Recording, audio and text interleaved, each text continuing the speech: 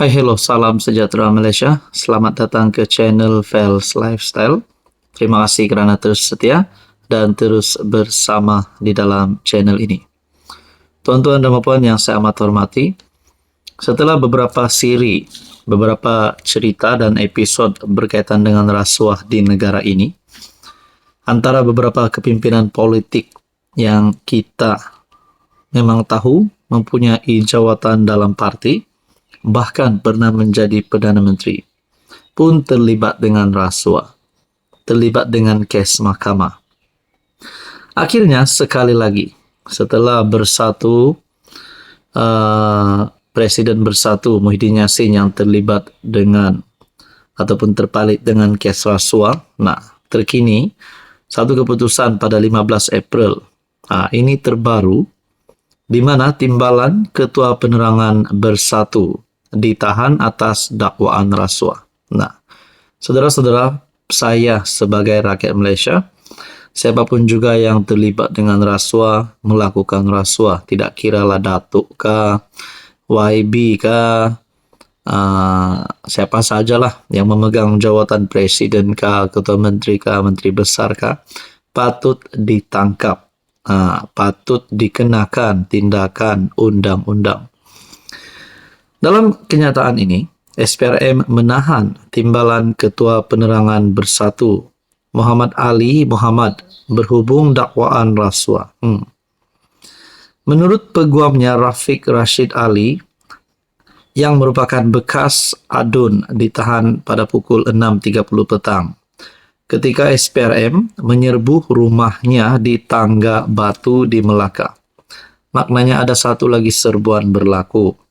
Adakah dengan ini penemuan bertimbun-timbun wang sakau, mungkin ratus juta kah, mungkin berbilion kah, kita tidak tahu.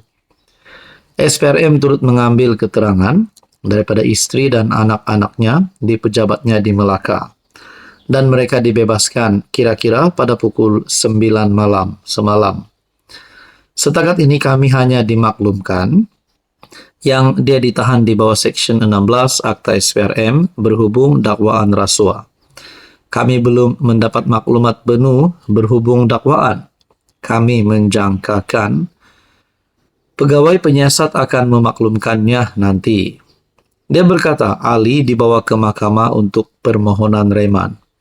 Malaysia kini telah menghubungi SPRM untuk mendapatkan kenyataan rasmi berhubung perkara ini. Kalau dah keluar berita di mana timbalan Ketua Penerangan Bersatu ditahan atas dakwaan rasuah, antara yang details ataupun maklumat yang dinantikan adalah kenapa beliau ditahan, atas rasuah apa, dan berapa banyak duit ataupun berapa banyak dana yang melibatkan isu dan kes rasuah ini. Apa komen anda? Hello semua, salam sejahtera Malaysia. Selamat datang ke channel Fels Lifestyle. Terima kasih kerana terus setia dan terus bersama di dalam channel ini. Untuk puan yang saya amat hormati semua, berita duka cita menimpa seluruh rakyat Malaysia dengan pemergian Pak La, menjadi salah satu berita yang amat menyedihkan, terutamanya kepada mereka yang rapat dengan Allahyarham. Akhirnya beberapa pemimpin di negara telah mengeluarkan ucapan salam takziah terhadap keluarga Allahyarham Pak La. Kepimpinan daripada pembangkang PAS Anwar Ibrahim pun ada membuat ucapan, daripada Ismail Sabri, Najib Razak, dan ramai lagi. Tapi ini satu pengakuan daripada timbalan Perdana Menteri Zahid Hamidi dan juga Fadila. Pemergian Pak La kehilangan besar negara. Seperti yang kita tahu, Zahid Hamidi sebagai Presiden UMNO hari ini dan juga pengurusi Barisan Nasional serta memegang jawatan timbalan Perdana Menteri. Menyifatkan pemergian Allahyarham Tun Abdullah Ahmad Badawi sebagai satu kehilangan besar buat negara.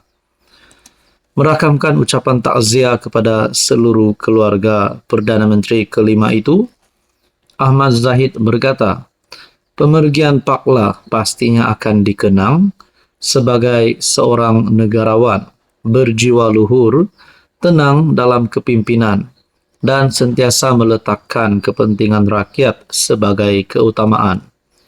Sumbangan serta jasa beliau dalam membentuk asas pentadbiran berteraskan integriti dan prinsip Islam hadari akan terus terpahat dalam lipatan sejarah negara. Saya secara pribadi amat terkesan dengan pemergian beliau. Tun bukan sekadar seorang tokoh negara, tetapi juga seorang mentor dan pemimpin yang amat saya hormati, katanya dalam kenyataan di FB. Sementara itu, Timbalan Perdana Menteri Datuk Seri Fadillah Yusof menerusi laman Facebook turut menzahirkan ucapan takziah kepada keluarga Allahyarham dan senada menyifatkan pemergian Allahyarham satu kehilangan besar kepada rakyat dan negara. Jasa dan kepimpinan beliau yang berlandaskan Islam hadari serta memberi penekanan kepada pembangunan modal insan sepanjang menerajui kepimpinan negara antara 31 Oktober 2023 sehingga 3 April 2009 tetap dikenang selama-lamanya. Ini satu berita yang amat mendukacitakan dan satu pemergian yang pasti mengejutkan ramai. Hai, hello, salam sejahtera Malaysia. Selamat datang ke channel Fels Lifestyle. Terima kasih kerana terus setia dan terus bersama di dalam channel ini. Rakyat Malaysia khususnya di negeri Sabah, negeri di bawah Bayu. Antara yang dinantikan pada tahun ini sudah pasti adalah pilihan raya negeri Sabah. Antara yang menjadi cerita bagi seluruh rakyat Sabah. Ada yang kata Ketua Menteri Sabah Haji Jinur akan menang bersama dengan JRS dan akan kekal sebagai Ketua Menteri Sabah. Manakala ada yang kata Bung Mokhtar pun boleh jadi Ketua Menteri Sabah. Ada yang komen Datuk Seri Syafiq Apdal pun boleh jadi Ketua Menteri Sabah.